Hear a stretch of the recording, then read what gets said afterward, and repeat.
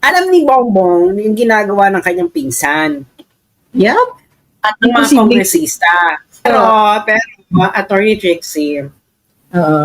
napansin mo kung sino hindi niya kasama sa India. Major visit yan. Si First Lady, hindi niya kasama? Sa India. Sinong hindi niya kasama sa India? Kahit sa US, sino hindi niya kasama? Naparating buntot-buntot sa kanya madalas pag sa mga travel. Sino bang parating kasama sa India? Nakakamo siya ang Vice President. FL, Anton, sino pa ba? Si Martin. Martin nga pala. Oo nga, no? Kung kala mo Vice President. Bakit hindi siya kasama sa India? Well, mahina sila kasi nga hawak ni Tambi si Tambilina. Oo. Sa leeg. Alam mo si Tambilina?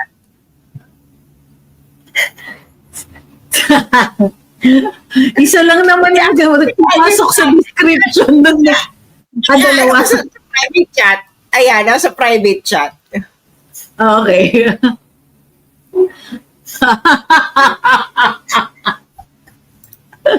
Bagay na bagay si Tambelina. Diba? Bahala na kayo ha. Yung mga nakikinig, bahala na kayo kung sino si Tambelina. Pero read between the lines. Even within criminal groups. Even within criminal groups, meron diyang dadating sa point na sasabihin ng isa, sobra na yan. Ano yun? Na parang, when we both know that we're both criminals, but sobra na yan, pre. Alam mo yung ganyang dynamic sa loob ng mga criminal gangs, di ba? Meron kasi, lahat kasi ng mga gangs, meron diyang moderate na, alam natin nagdanakaw tayo, pero huwag naman tayo masyadong garapal. Alam mo yun? So siguro, dumating na dun yung isa sa level na, ay, garapal na to masyado. Wala na ako naging project. Di ba? Wala na ako naging project. Nagbigay na lang ako ng ayuda, ganyan. Wala na. 3 years na lang ako. Can you imagine, si BBM ngayon, sinasabi niya na lang ngayon, magiging successful siya, masasabi niyang successful ang kanyang administrasyon kung ang bawat pamilya ay may makatapos ng college or vocational school. Na parang, nangyayari naman talaga sa buhay.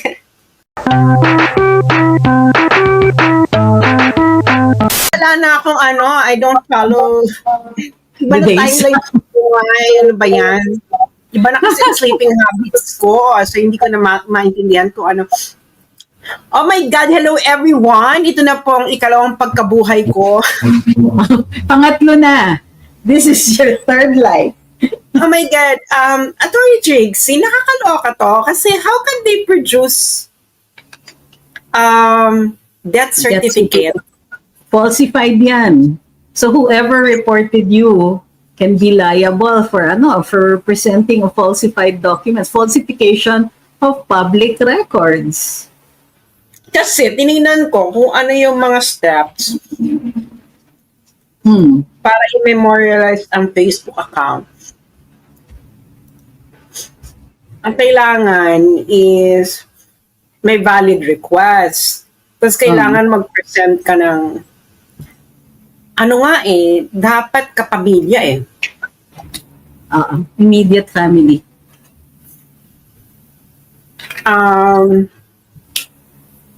So, ano yun? Paano sila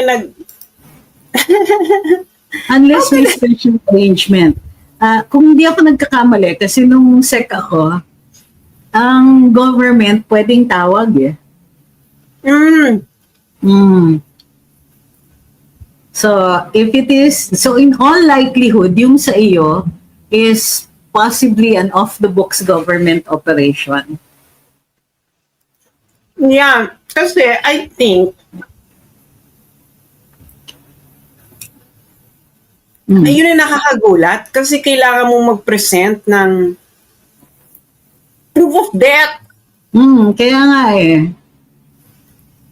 So, they were already running out of reasons to try to sideline you. Ito na lang ang magamit nila. Kasi nga, ang tingin ko, the reason it's like that is, it might also be partly the effect of the TRICOM. Kasi sa TRICOM, napilitan ng Meta to dig in. Pwede lang silang mag-take down kung may violation ng laws that are that have counterpart laws in the US. So kung kunwari free speech pareho, protected speech ka. Protected speech yung ginagawa mo. So the only way to magkaroon ng kind of a legal cover is a mistaken belief na dapat i-memorialize yan. Yung ano, the news of your death is grossly exaggerated, kumbaga. Pero ito yung problema, napaka-unique ng pangalan mo. Paano sila magkakamali? Yun ang nakakagulat. Kasi twice na to eh. Kaya nga So, ano yun? Hindi ba nila nakikita na every month nire-report akong tegi na, tapos every month binubuhay nila ako kasi nagpapakita ako ng proof of life. Alam mo, ano lang yan? Was just, unahan lang yan. Kasi after ka ma-memorialize, next step nila, magre-request sila na i-delete yung account mo kasi nga tegi ka na. So, after memorialization, kaya unahan yan eh. So, pag hindi mo sila naunahan, nag-submit ka ng proof of life, madidelete yung account mo. Correct. So, yun. Yun. So, It's really the limitation. Kumbaga, di ba, parang, if you were here, ang remedy sa batas yan is writ of amparo. talaga? Oo. Ano ibig sabihin dyan? Kasi ibig sabihin, there is some government agency that is working to deprive you of one right, or of a particular right. In this case, the freedom of speech, di ba? The right to free speech. So, if it is government that made the requests to Meta and all that, and yung, whether formal or informal, you can ask them to stop kasi nga, na-violate yung rights mo. And remember, the Supreme Court now is big on the violation of rights. Willing silang impose. Oh well, touché lang kami dahil wala ako dyan, hindi ko magagawa yan. Oo. But, kumbaga, wala namang forever. This administration has 3 years? Magpakasaya na sila ngayon. Ay, sana nga hanggang 3 years lang sila, no? Paano kung humaba pa ang kalbaryo ng... Hindi ko talaga nakikita kasing beyond that hindi ko nakita yung beyond that. Kasi even pero the way they're acting now, halimbawa, buti nandito ka. Halimbawa, there are so much, tawagin na lang natin muna silang nasa realm ng rumor. Ang daming mga nagsasabi, and it's also evident in the behavior of government na wala ang pera. Okay? Wala na talagang government money. The government is, well, the description that I have been told is bankrupt. And so now what they're doing is they're going to start selling government assets. Last year, yeah. Bakit bankrupt? Bakit naman na bankrupt? Wow, did you see the left and right gastos? Para namang hindi magastos ang Kongreso, no? Ibig sabihin, yung 800 billion for ayuda in 2024 is only the reported amount. In all likelihood, there's a bigger amount that was given away or used. So remember rin na lumiit lahat ng government budgets also due to corruption. Kung totoo yung sinasabi ng mga kaibigan natin na kongresista, nabibigyan nila ng budget yung isang ahensya, tapos pagka nabigyan, and minsan bibigyan nila ng mas malaki. Kunwari ang hinihingi ng ahensya, kunwari lang 100 million. Bibigyan nila ng 130 million, kanila yung additional. But, wait, there's more. Meron pang ibang mga kongresista na poporsyentohan pa nila yung ahensya. Meaning, so 130 million, posibleng 60 million yung kanila. Di ba dyan nga nagalit si Inday kaya siya nag-resign? Sinabi niya na ayaw niya yung ganyang patakaran. Exactly. Diba? Ganyan magpatakbo. Yung Now, imagine kung ilang sa 3 taon ganyan sila, tapos may massive outlay Ayuda. ng cash, oo, sa ayuda ng 2024 and also in the 2025 budget. Imagine mo kung ganong they were already spending money for the next year. Kumbaga, wala na yung mga inallocate for, kaya kaya walang infra. Kasi yung mga infra projects, dapat yun, di ba, nakabook na siya. You can't touch it na normally. Ayan, nagawa ng paraan, na-touch na sila, na-drain na lahat. Which is why, hanggang ngayon, wala pang ribbon cutting ang presidente. Anong i-ribbon cutting niya? Walang natatapos. Alam mo, kaya naawa din ako kay Bongbong. Kasi, gusto talaga niya yung mga infra. Kaso, wala siyang bayag. I'm sorry. Live pa na ito ni Atty. Trixie. Kailangan. Wala siyang balls na alam mo yon, nasa laging yung house. Kasi di ba karamihan ng mga infra niya, tatanggal yung budget, napunta lahat sa ayuda. Oo, di ba? Tapos walang nagawa si BBM. Kasi nga, si number 2 si Tambi. Si Tambi, si number 2. Ay, si Doggy! Say hi to Sasa. Doggy! Go! Tama na, go. Kakain ka na, go. Go to ate, Diyos ko, maligo na naman ako. Go. So, let's go. Yeah, ate's calling you. Hindi ba?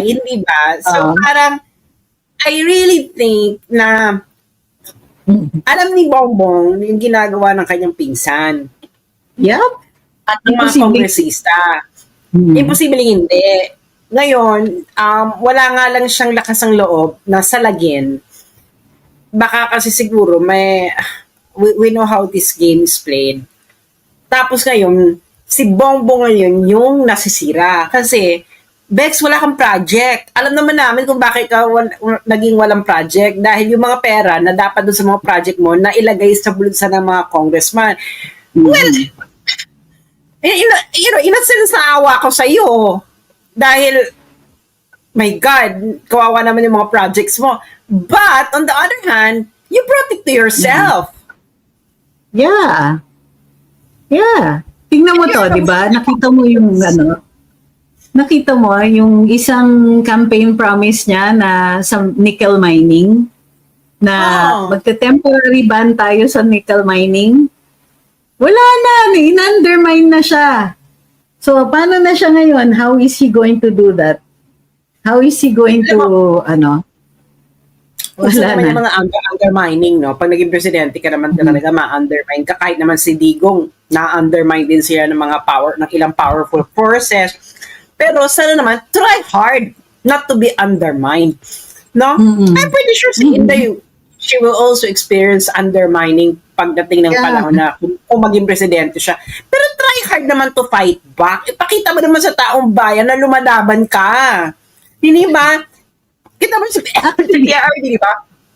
Si PRD lumalaban. Meron siya. Meron siyang konting pushback, pero ang hina Halimbawa, pansin mo, meron siya ngayon kasi si Sec Dave ang ang naggagawa ng kanyang comms ngayon, di ba? Mayroon siyang sinabi na, totoo na, well, hindi naman ito guilt or innocence yung sa ni VP. Hindi naman to guilt or innocence. She was not adjudged either way kasi the only issue here was whether or not may due process dun sa House. Tapos meron siyang mga sinasabi rin about corruption and all that, na kung titignan mo very carefully kung ano yung pinagsasasabi niya, is very close yung comms niya sa mga sinasabi natin. Things like itong flood control, yung Congress, yung mga allocations, yung mga naliligaw yung pera. Meron siyang mga konting ganyan. So, and I think si Sec Dave is bringing it to the point so that makakuha man lang siya ng suporta doon sa DDS or whatever is Okay. DDS. Unfortunately, one, malamya. Kasi hindi niya kasi kakayanin yung strong words, strong terms, yung mga yung stricto yung dating. Hindi niya kaya yon. So this is the best that he can do. Hanggang ganyan na lang siya. And it's not working. So, but ako, I'm keeping an eye out on his comms and nakikita ko na nag-shift yung tono niya at saka perspective. It's still not working. Wala naman nakukumbinse and ang tingin ng mga tao is di naman sila magkaaway ni Speaker Martin. Di naman, tuloy-tuloy lang naman ang ligaya sa kanila. Corruption is rampant. And hello, how can he just blame the House for the rampant corruption? Ang execution ng mga projects is in his executive branch. Pero, Attorney Trixie, napansin mo kung sino hindi niya kasama sa India. Major visit yan. Si First Lady, hindi niya kasama? Sa India. Sinong hindi niya kasama sa India? Kahit sa US, sino hindi niya kasama? Naparating buntot-buntot sa kanya madalas pag sa mga travel. Sino bang parating kasama? Nakakuha siya ang Vice President. FL, Anton, sino pa ba? Si Martin. Martin nga pala. Oo nga, kung kala mo Vice President. Bakit hindi siya kasama sa India? So, tingin mo nag-aaway sila, not that we care? Well, I think darating kasi ang panahon, this is just normal. Darating ang panahon na even among eto lang, hindi ko sabihin sila to, Ana. Well, even within criminal groups. Even within criminal groups, meron diyang dadating sa point na sasabihin ng isa, sobra na yan. Ano yun? Na parang, when we both know that we're both criminals, but sobra na yan, pre. Alam mo yung ganyang dynamic sa loob ng mga criminal gangs, di ba? Meron kasi, lahat kasi ng mga gangs, meron diyang moderate na, alam natin nagdanakaw tayo, pero huwag naman tayo masyadong garapal. Alam mo yun? So siguro, dumating na dun yung isa sa level na, ay, garapal na to masyado. Wala na ako naging project. Di ba? Wala na ako naging project. Nagbigay na lang ako ng ayuda, ganyan. Wala na. 3 years na lang ako. Can you imagine, si BBM ngayon, sinasabi niya na lang ngayon, magiging successful siya, masasabi niyang successful ang kanyang administrasyon kung ang bawat pamilya ay may makatapos ng college or vocational school. Na parang, nangyayari naman talaga sa buhay. With or without you, nangyayari sa buhay yan. At nilagay yan ni PRD. Free tertiary education ni PRD, and that was the point. In fact, kahit yung comms hindi niya binago. That's almost exactly how it was described noon. Yung one of the pillars ng anti-poverty program ni PRD, yung vision niya against for poverty reduction.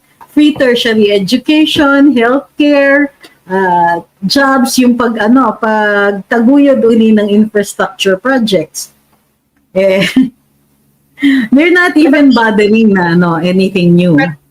Pero feeling ko talaga ilalaglag nila si Tambi. Hindi pa ba? Tingin ko kaya away yan nilalaglag na nila. They were fielding candidates, other candidates for the speakership. Kaya lang, again, ang hina nila. Well, mahina sila kasi nga hawak ni Tambi si Tambilina. Oo. Sa leeg. Alam mo si Tambilina?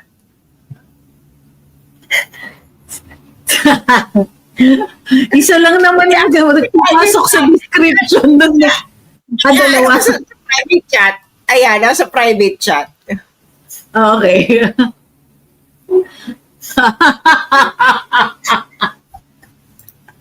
Bagay na bagay si Tambelina. Di ba? Bahala na kayo Yung mga nakikinig, bahala na kayo kung sino si Tambelina. Pero read between the lines. Feeling ko, kaya rin, kasi nga di ba naging ano niya, protege yan ni Tambi. Ah, Naging protege ni yeah. Tambi, di ba, nung bata yan. Mm. Eh Pero ngayon, nitong yung Hindi- last statement hindi pa niya, ha? ganun. Parang yung last statement niya was clear eh. Pag sinabi, he will adhere daw to the line of Malacanang.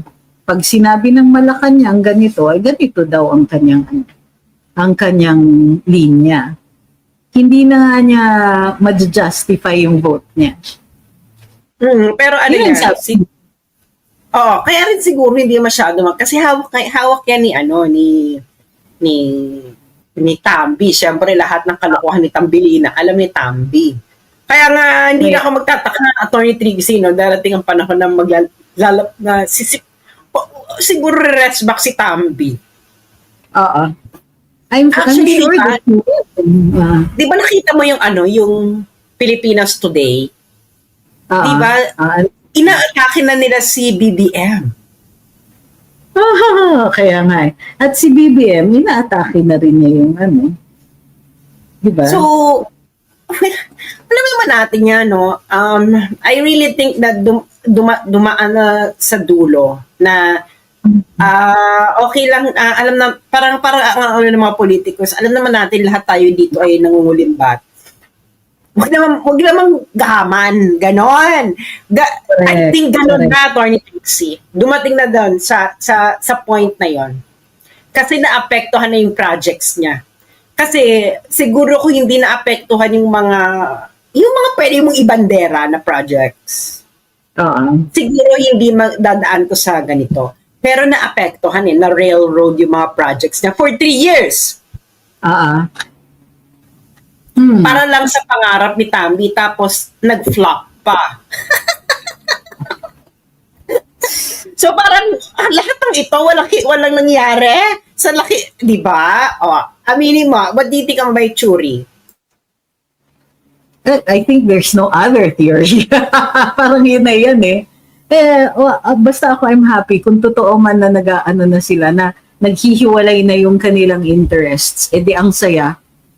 Kasi wala nang access to the only way that they can make anything happen is if there's money. Ang problema nga, right now, gahol, sobrang kulang ang pera sa gobyerno ngayon. So if they're planning on anything that requires massive funding, that's also the reason why invested sila na matuloy yung impeachment ni VP Inday.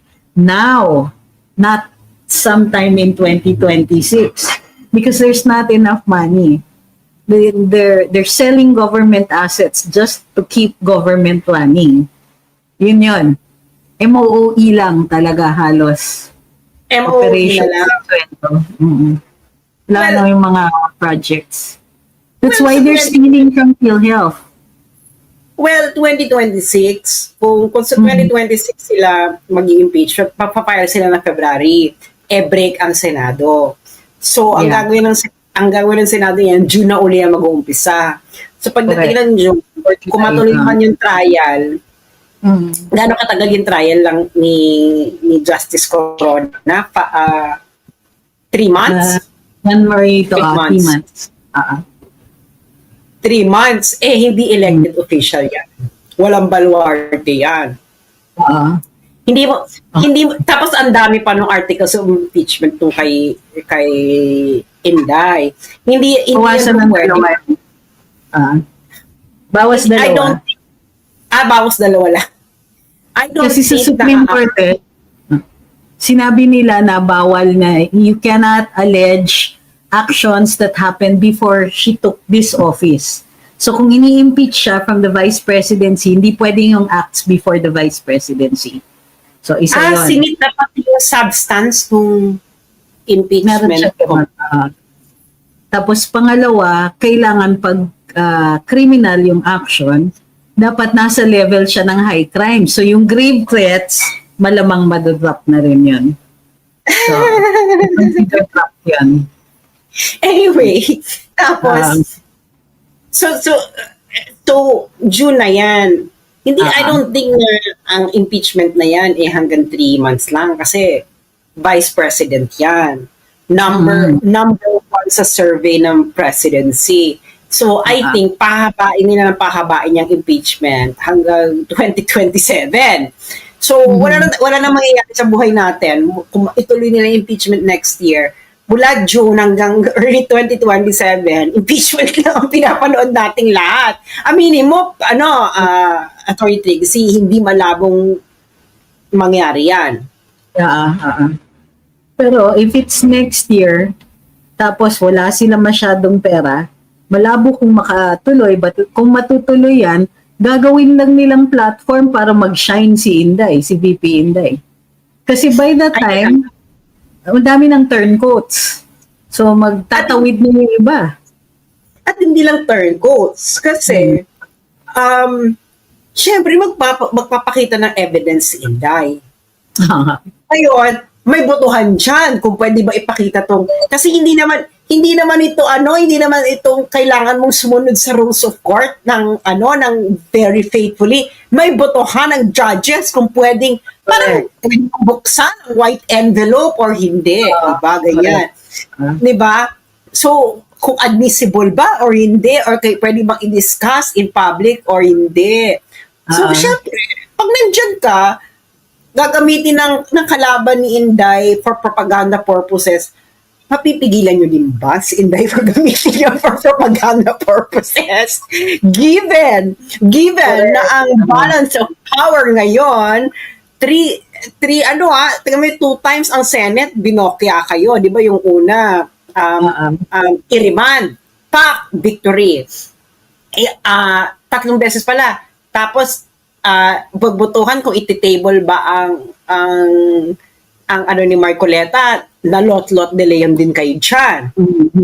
Tapos, yung pagbubutuhan na yung ni Marcolets, na lot-lot din kayo na 3 times. Kaya pag-isipan yung mabuti yan. Kasi, alam ng lahat, alam ng mga politiko, alam ng mga kaalyado ni Inday sa Senado na gagamitin niya for propaganda purposes, mapipigilan nyo ba pag sinabi ni Inday? May evidence ako, tapos sasabihin ng prosecutor na it's inadmissible, senator judges. Siyempre, yung senator judges, mabubutuhan, admissible yun.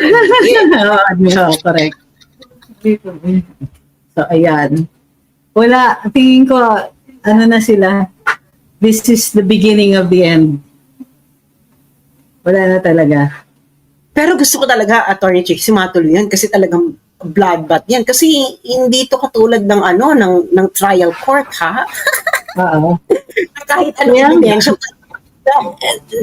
Di ba, sa impeachment court, kahit anong ebidensya dyan, pwede mong ipakita. Basta lang okay sa mga senator judges. Correct. Hi. Pero, can you imagine, mag-impeachment sila, wala silang pera? For me, na this is going to be, yung pagwawaldas nila ng 2024 and itong 2025 is coming back to haunt them in 2026. Isipin mo, papasok sila sa 2027, they have to start preparing for elections. Kung hindi nakaka-bounce back yung kaban ng bayan, kung hindi tayo nakaka-recover sa yung kaban ng bayan by that time, wala silang gagamitin, wala silang ipamumudmod. So, pati yung mga kanilang communications and all that will be, wala na. Kung highest bidder yan, matatalo na sila sa bidding. Tapos na sila. This is, I see the beginning of the end. Kaya nga, ang kailangan babantayan natin next is sales ng mga government assets. As long as they, kailangan hinaharang natin yung mga ganyan. So, eto, nasa na yung mga katanungan. Sabi ni KCL, Kong Toby Tiangco's interview with Karen shading the Congress's massive corruption on GAA 2025, which is really a good and reliable source because he's in the Congress. Well, kumbaga halata na rin naman sila. Congressman Tiangco is not really saying anything new. What is new is that there is a side, kumbaga, si BBM speaking through Kong Toby Tiangco. So, if this is yung away ng dalawang magpinsan, I'm all for it. Pass the popcorn. Kulang. Alam mo ha, malaki ang kutob ko kung sinong nando signal na bardagulin nyo na yan si Tambi. Alam mo kung sino. Feeling ko si FL.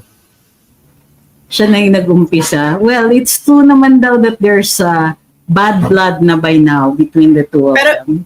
feeling ko si FL, no? Not for anything else, no? Pero just the way that I know her, sa maikling panahon ng pagkasama natin, I think napuno na siya dyan. Kaya nga yung theory ko na, okay, lahat tayo dito ay may business dealings, ganyan. Lahat tayo dito is business, pero wag naman yung ganyang balahura. So I think it was her. I don't think that meron din siyang ceiling, no? Ako ay naniniwala sa mga ganito. You know, you cannot look at people in a one-dimensional way, no? Ako ay naniniwala na mayroong hanggang, ang mga tao ay meron silang mga ceiling points. And I think si FL meron siyang ceiling point na, okay, dito lang tayong lahat, ganyan. And then, I think na-hit yung ceiling point mo yun. And nakita naman siguro ni FL na lahat na lang siya ang sinisisi. Si Tambi naman ang action man. Sandali lang ganyan. And tapos nakita pa niya na yung asawa niya na walang magandang project. Pero in fairness, maganda yung iyong Pasig Esplanade. Di ba? Di ba? In fairness sa'yo, FL, maganda yung Pasig aminin ninyo. Let's give credit where credit is due.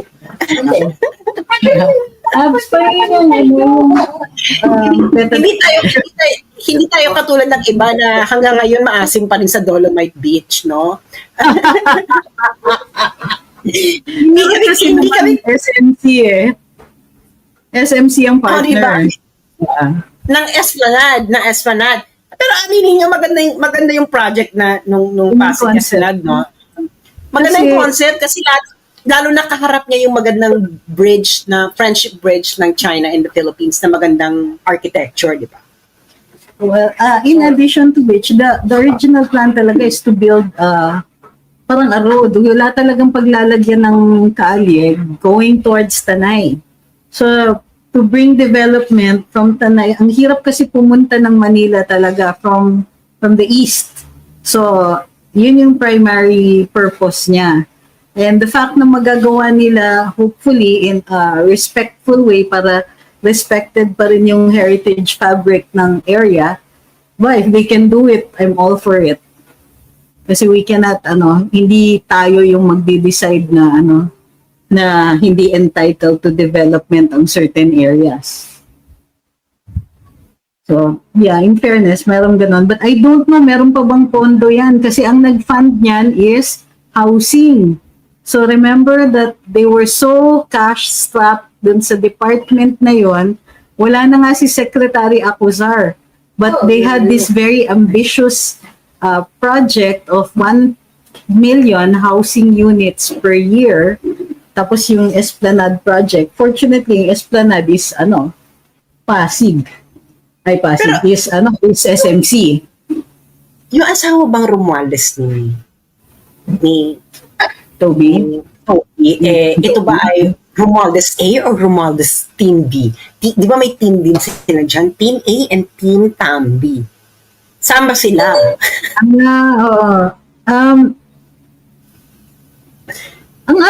As far as I knew, it was Team A, Tambi. Pero, iba na. Iba na ngayon. Oo, may realignments. Di ba dati ang Team B? Di ba ilan lang ang Team B? Parang 3 o 4 lang sila. Puro mga friendship ni dun sa side na yon. O dumami na sila. Ang baluarte kasi ni Toby Tiangco ay nabotas. nanalo ang ang nanalo ang Duterte sa Correct. Doon sa area nabotas. na yan. Kasi nga, parang alam nila kung nila mahirap banggain. Well, I think kasi si Toby, no, what I can see from Toby is a pragmatic politician na wag tayong parang feeling sa wag tayong I think Toby is honest enough to admit that the Dutertes are really popular. And 'di ba kaya nga siya nagsabi, bakit nyo hinuli? Bakit nyo in-impeach? Ganyan. So parang nakikita niya na malitong move na to. Parang so nakita niya na yung mga Dutertes na yun yung underdog. Kaya kayong PCIJ, huwag niyo sasabihin na pinapalabas naming underdog. This is just natural for Filipinos to see na inaapi nyo, iniisipin nila ng mga Pilipino underdog. Hindi po namin kasalanan to. This is just a mentality of Filipinos. Kung ayaw yung tingnan ng mga Pilipino na underdog ang mga Duterte, edi huwag yung i-underdog. Hyper-partisanship daw, sabi ng PCIJ. Diba? Kakaloka sila. Sila lang ang may... Hyper-partisanship. So ano sila? Objective? Wah! Ewan ko dun sa mga yan. Parang sila nga lang eh. Whatever it is they do, tama yon. Whatever it is we do, they have to come up with new adjectives every time. So now, the adjective is hyper-partisanship. At saka So mga ano sila conspiracy theories. Ano sila objective? Hindi. Wala silang comparison. Parang tayo lang parate. So ano sila? Diyos? Ganyan? No, and they don't talk about anybody else who does that, ha? They don't talk about other people who are, who are pro-conspiracy theories. They don't talk about yung mga, the likes of Richard Heydarian, na kahit ano na lang sabihin, there's, he will fall back on his academic credentials o yung credentialism niya. Hindi nila kino-call out yung mga ganyan. Hindi, they call us out kasi daw hindi logical mag-argue kesa may whataboutism, kesa may iniinsulto lang daw natin yung mga tao na who don't agree with us. But completely ignoring the troll farms and the already proven troll farms that are going after Inday, that are going after us. Wala silang kibo sa TRICOM when the TRICOM was coming dangerously close to limiting free speech. Oh. So parang feeling nila, tayo yung nang-aapi. Yes, exactly. Parang, ito yung nakakaloka sa mga to, Attorney Trixie, na, you are calling other people as hyper-partisan. Pero, ano ka? Diba? Diba, ano ka? Who's calling out other people na hyper-partisan? Ano ka ba? Medium partisan ka ba? Ano ba? Medium rare? Medium well done? Ano ba to? Or ano ka ba? Hyper-objective ka ba? Or, Diba? kasi, you have to lay down your cards as well when you're doing criticism. Hindi ba? Lay down your cards. Kami, transparent kami, na pro Duterte kami. Ikaw, na nagko-comment ka, ngayon, kung you're gonna say na hindi po ako, pwede nyo sabihin na hindi kayo pro Duterte or hindi kayo pro pareho.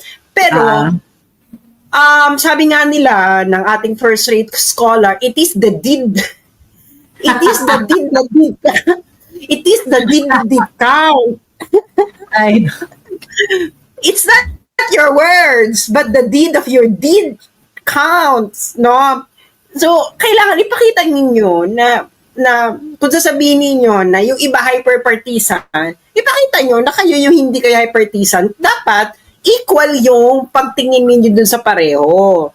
Kaso hindi, ang ginawa nyo lang, ini-echo nyo lang yung mga feelings nung kabila. Kina-formalize nyo yung feelings nila, and then you are dressing it up as an objective analysis. Hindi po pwede yan. So yun. PCIJ, Mariosep. They want to be they want to maintain the narrative. Pero hindi ko naiintindihan sa kay PCIJ and like Rappler, hindi umubra yung kanilang mga ganyang klaseng style, yung mga argumento nila. It's like having an elephant in the room. They keep attacking tayo while ignoring everything else that's going on around them, including their own, the plank in their eye, sabi nga sa Bible. Attorney Trixie, ito lang masasabi ko sa kanila. Since 2016 yung pag ginagawa yan, magta-turn years na. You lost several elections. So maybe if it's not giving it, stop serving it. Hindi ba? Na parang magta-turn years, 10 years na next year. So, ang sinisisi nyo pa rin, bakit hindi kayo nananalo is kasi yung mga DDS hyper-partisan. It is not our fault that people listen to us and then they don't listen to you. Hindi ganun ng social media. No? Alam mo, parang, ewan ko, Attorney Trixie, magta-10 years na they're still pretending that they don't understand how social media works. And why people follow certain people. Una-una, hindi nga kami masyado pina-follow ng mga tao. Pina-follow nga mas madalas sa mga tao, yung mga walang kwentang mga social media, yung mga pranks, ganyan. So, hindi kami may kasalanan kung bakit, di ba? Hindi kami may kasalanan kung bakit yung mga tao hindi kayo binoboto.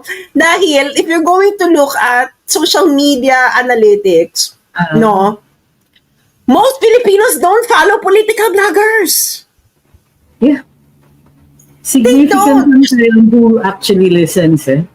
Yeah, in social media, political bloggers are not so significant. Ang pinaka-significant, entertainment, pranks, ano pa ba, yung mga flip-top, kaya nga di ba tinatap nila yung mga flip-toppers kasi malaki yung following.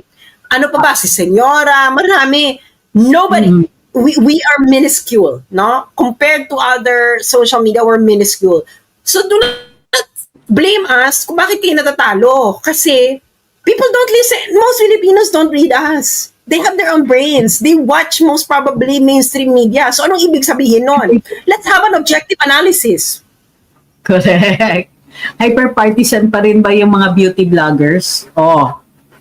Di ba? I mean, the people who listen to us are, of course, Duterte supporters. That's a given. And then kayo rin na kina-follow kami dahil gusto nyo makita kung paano yung kami titirahin.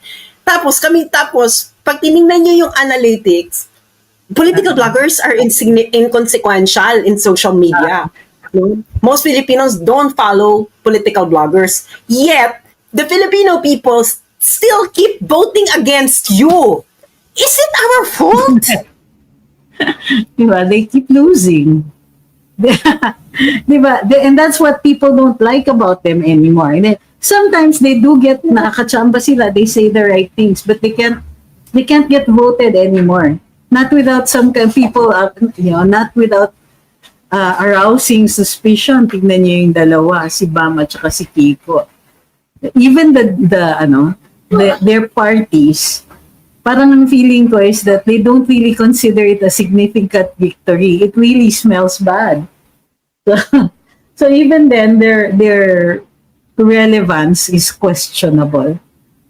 Ay, wala. The way I see it, medyo boring na naman uli ang politika kasi panalo parati si Inday. Sana tuloy-tuloy na, di ba? The only thing that's really making us angry is the garapal ng muka ng mga hyper-partisans on the other side. Sabi ni JJ, as a middle-aged man, nasa Ivana Group ang karamihan ng pina-follow namin and 10% lang political vlogs. Yeah, there you go. Exactly. Well, Exactly. Look, if you're going to compare who follows to me and Ivana, or sino tong Tony Fowler, or yung mga beauty vloggers, Bex, Oh, yun. I am like a tiny grain of sand compared to their galaxy. Correct. Tapos ako sisisihin ninyo kung bakit ayaw kayong paniwalaan ng karamihan ng mga Pilipino? That we actually merit a congressional investigation, ha? Yeah, it's not I'm sorry to break it to you, no? It's not us, it's you. It's not a me, it's not a we problem, it is a you problem. Kung bakit kayo hindi binoboto ng tao. Kasi kaya mali yung strategy ninyo eh. Inaatake niyo yung political bloggers, inaatake niyo yung mga political bloggers. Pero the real problem, kung bakit ayaw kayong paniwalaan ng mga tao, are not the political bloggers, kundi kayo mismo. Bad politics. Yun lang. Whose bright idea was it na to make it a project na mamigay ng ayuda in aid of re-election? It didn't work. It works. It's still working against them. Alam niyo ba ang pinakakaramihan na nag-viral ng against ayuda? These were not made by DDS bloggers. These were made by non-political bloggers na ini-spoof nila yung ayuda. Makikita mo yung mga nagla-like. Nakikita mo yung mga nagla-like doon sa ano nila at share. Hala, 50 mga 100,000 likes, 50,000 shares, and these are not political bloggers. These are ordinary bloggers. It's so hard for a political blogger to have that kind of level of engagement. Sinasabi ko sa inyo, And these are ordinary people. These are non-political. So maybe stop focusing on the Duterte supporters bloggers dahil we are not your problem. Your problem is bigger than us. Parang yung meron kang nakikitang pangit sa mirror, you attack the mirror instead of the pangit. Paano kung sila yung nakatingin? Okay, let's check. Sabi ni AMA, tama po, IMI pala. Tama po, attorney at Miss Sas, mas marami pang nakapalo sa Mobile Legends kaysa sa political bloggers and bloggers. Totoo naman. We're really a niche audience, kumbaga. Ano lang talaga. Sabi ni Ma'am Marie, because I don't want anyone to indoctrinate me and change my point of view on the Marcoses. I was born 2 years before the fall of Marcos Sr. I'd grown up seeing the effects of those dictator years. Sabi ni Ma'am Tina, ang galing ni Sas palabasin ang lahat ng chismis na alam ni attorney. Grabe kayo sa akin. Sabi ni J. Ray, I'm a zillennial. Mostly ng mga memes against government. BBM and Tambi is mainly made by Gen Zs. Malaking part dyan yung mga meme groups and meme pages sa engagements which I handled some before. Awi says, we think their media play always translates into votes. For years, there's no real connection to real people until Duterte. When we tasted what a Duterte can do, the more they became irrelevant. Yan. Exactly. So, kaya nga, ako why don't you make a survey, kayong PCIJ and Rappler, and gumawa kayo ng survey sa buong Pilipinas and ask them if they read me. Diba? I'm pretty sure, no? I'm pretty sure it will be very, kung may lumabas man na signal na people would read me, it's going to be very, very, very, very, very, very, very statistically insignificant. Mm-hmm. Ako masasabi ka is, they're competing. Walang competition. No, walang competition doon. But the thing is, you still keep attacking us as if we're the problem. We're not the problem. You are the problem. Ang ano din is, I think they're just clinging on to past glories. A lot of those who are in PCIJ, yung mga bata na lang were the ones who were born in the Rappler years. Rappler na yung mga yan. But most of those who still provide the leadership in PCIJ and Rappler type publications were the old war horses from the Marcos years who are so used to dictating the narrative. They were the thought leaders during the anti-Marcos campaigns. all the way up to People Power. And then after that, in the early years of the Inquirer and Philippine Star, sila yung mga majors dyan, na mga journalists and columnists and now the world changed. Nagkaroon ng social media and they still think that it's the same pond, and we're usurpers. Kumbaga, it's not our fault that social media is a much easier medium for us to navigate.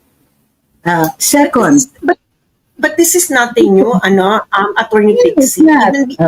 Even before Facebook, meron na mga Blogspot, like Journal, I had Journal before, and they already have wide readership before, more than the traditional opinion columnists, no? Yeah. More than them. Yung Facebook nga lang, nagkaroon ng exponential rise because you can tap you can tap strangers, no, to read what you're writing, and then they can follow you. So I really think na merong weight yung sinasabi mo. I think this is more of an envy, no, because they couldn't get the same kind of readership that we were able to get in just a short span of time. Sila, kahit nag-migrate pa sila sa Facebook, how many people follow them? Even look at Maria Ressa with her Nobel Peace Prize. How many people follow Maria Ressa? Wala pang 100,000 ata. and how embarrassing to be called the communicator and not be able to communicate in this medium. Like, kumbaga, they want the world to adapt to them. They want, the people who read us, they are insistent na sila yung dapat binabasa. When it should be the other way around.